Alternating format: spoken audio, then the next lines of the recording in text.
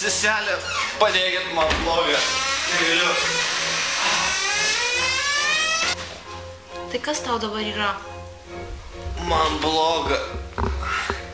Gerai, pamatuosim temperatūrą. Laiky termometrą. Nelabai. Tai dabar žiūrėk, įsidedi į dešinę pažastį ir laiky 10 minučių. Gerai. Tai imk termometrą.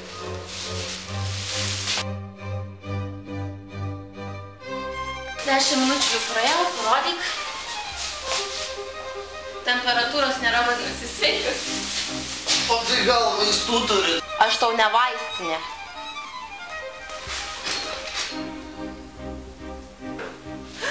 O Dieve, vaikas apalpo. Ką dabar daryti? Reikia paskambinti Romai. Roma, vaikas man apalpo. Ką dabar daryti? Gerai, Anita, tu ateinu.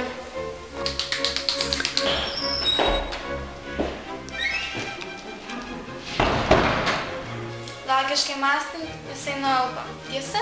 Tiesa. Aptarsim tai prie kavos.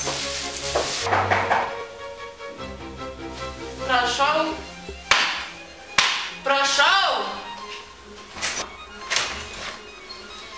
Seselė, mes čia ryte vieną objektą darėm ir paskui dar darėm ir va prisidarėm, man labai širdį skaudo, jam kepenis. Padėkit! Padėkit! Padėkit!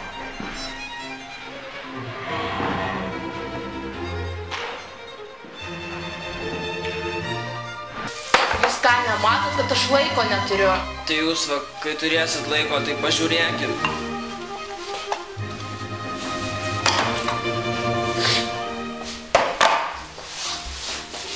O ką aš tau sakiau, matai, ateina čia visokie.